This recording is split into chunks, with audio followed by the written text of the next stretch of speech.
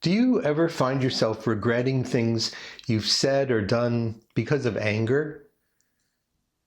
Do you wish you could find a different way to interact that wasn't so reactive? Or maybe you've had a few blow-ups and even caused some damage and you're wondering if there's a different way. I'm Daniel Mandel and I've created a workshop on how to see anger in a new light. And I'd love to share some insights from my workshop with you. I'll even share a scorecard so you can get a better idea of how anger shows up in your life.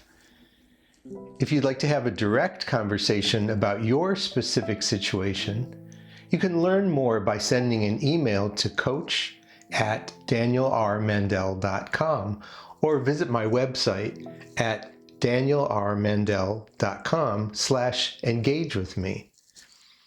I created this workshop because I wanted to change my relationship with anger. The goal of this work is to increase our self-awareness of how anger shows up and unlock the purpose that anger serves in our lives. One of the most important ideas is how to express ourselves and the cost of unexpressed anger. So let's get started. In my workshop, I ask participants to choose a single incident of anger from their lives. So think of an event or a time where you felt maybe taken over by anger. Choose a meaningful episode so that you can learn from it. As we progress, I'll ask you to remember this anger event. I recommend that you grab a notebook. I'm a big fan of taking notes, and this is really an important topic. And also, you're going to want a place to create that scorecard for your anger event. So let's start by talking about the words or phrases you and your family use to let you know that they were angry or upset. I've been really surprised by what participants have said at this point in my workshop. For some people, it was no words at all, just that look from one of their parents. I remember my mom would use the word disgusted, and she would say it just like that. Anger can be expressed in many different ways, and in many different cultures, there's different signals for it. Take a moment here to write down what you remember from your household about how anger was shown. Think about your relationship with anger. Do you steer clear of any sign of anger, or do you just address conflict as it arises? I used to think everyone avoided anger as much as I did, but there's many different ways to deal with it, and some people even find it energizing. For many of us, there's an attempt to make anger go away or minimize it. I think we can take this idea in a different direction. If the anger can't be made any smaller, you might need to find a way to make yourself bigger to be able to contain it. So what would it mean to create a larger space for yourself to hold your anger in a healthy and an appropriate way? Let's get curious about how anger shows up in our lives. What aspects of anger give us the clues to understand how we might react? Does anger have actual dimensions that we could measure? If you haven't grabbed your notebook yet, now is a good time.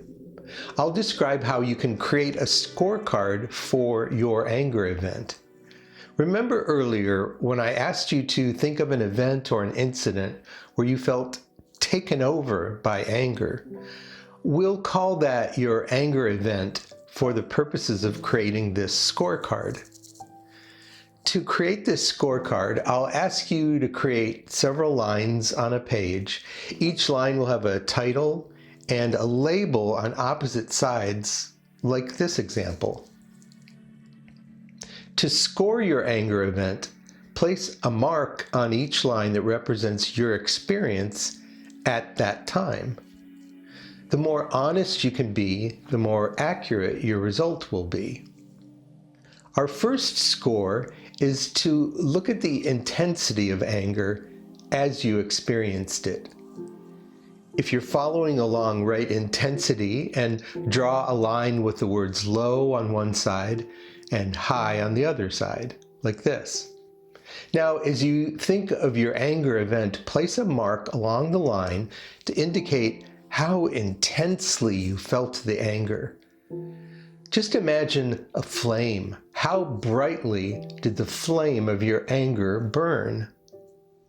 The next dimension of anger is frequency.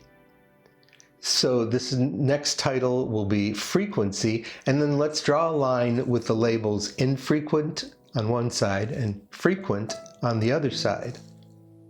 Even though we're focusing on just one event in your life, it's helpful to know if this is a rare occurrence or if this is an example of anger that happens often.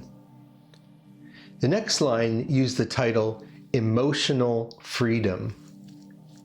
For this line, use the labels suppress on one side and express on the other. You are probably either a natural suppressor or expressor of emotions. Let's think about your anger event. Did you hold back your feelings or let them out? Place a mark on your line to represent emotional freedom. The next dimension, the next line, we'll call emotional attachment. For this, we can use the labels identified on one side and detached on the other side. Let me explain these states. When you're identified with anger, you feel like you are the anger itself. I often hear people say things like, "Oh, he just wasn't himself, he was so angry." When you're overly identified with anger, it feels like it takes you over. On the other hand, detached is like when a weightlifter is engaging their muscles. The weightlifter intentionally holds their muscles in tension and then releases the tension when they put the weights down.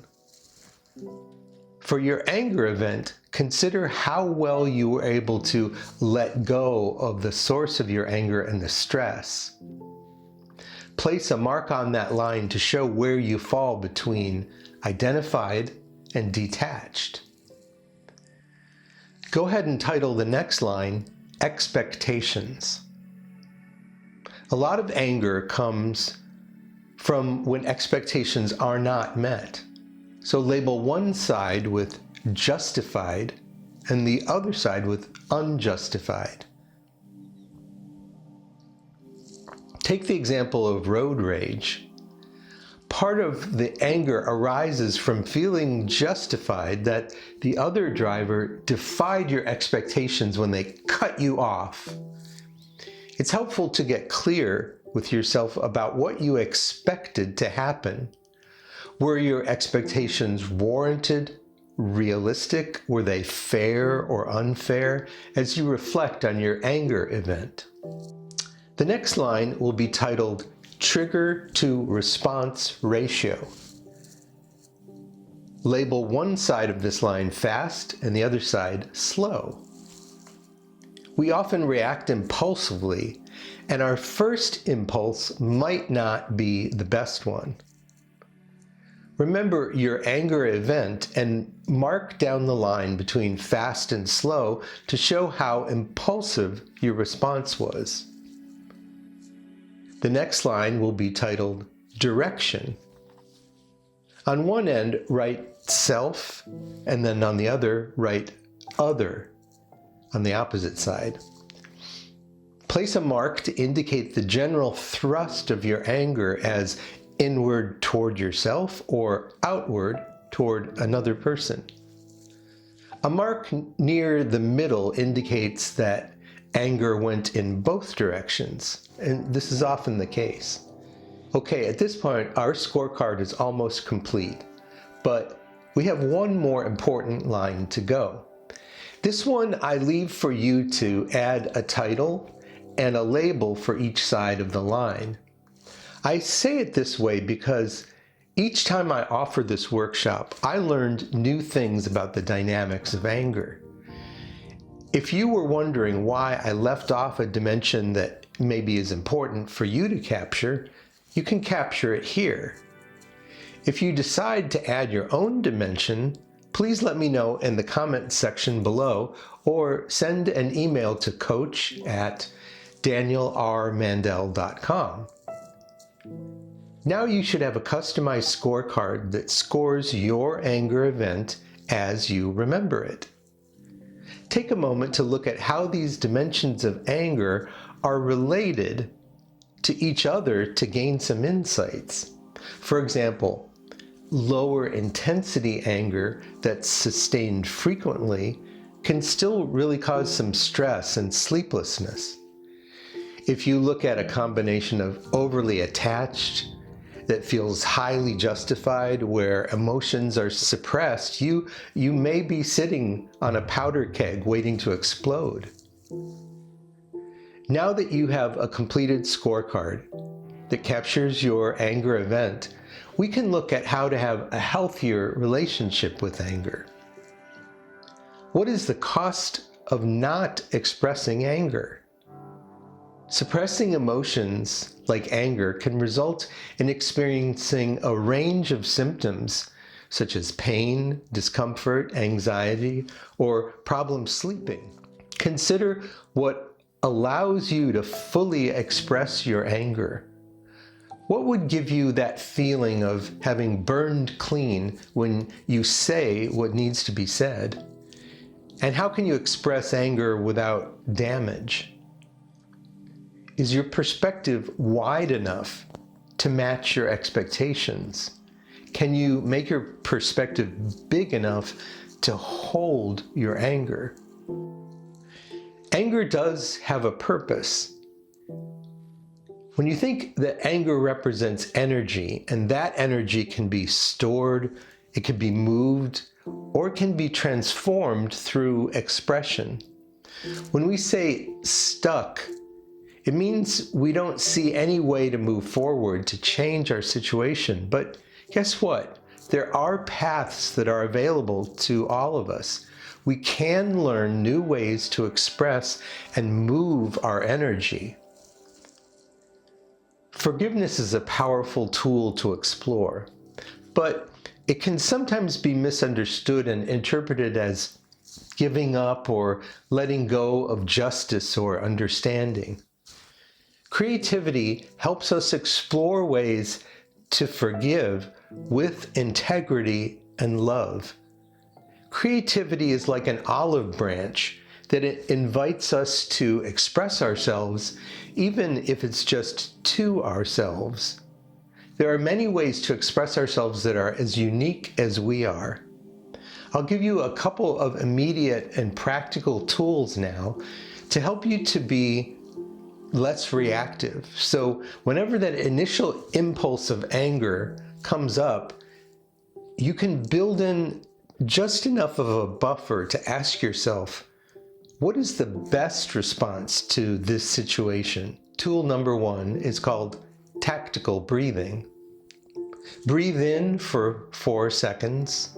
1, 2, 3, 4. Hold your breath for 4 seconds. 1, 2, 3, 4. Breathe out slowly for 6 seconds. 1, 2, 3, 4, 5, 6.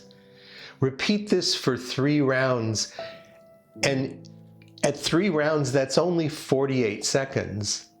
This is a proven way to slow down your system and calm your emotions. Tool number 2, I call the circular rub. Place your hand in the middle of your chest and rub in a circular motion as you take deep breaths. So this is a proven way to calm you down. There are many ways to deal with stress in our lives. Talk to friends that you trust. Increase your awareness. Consider working with a coach. If you found this helpful and you want to learn more, check out danielrmandel.com/engage with me. Don't forget to like this video and subscribe to the Creative Engagement channel here on YouTube. As always, thank you so much for watching.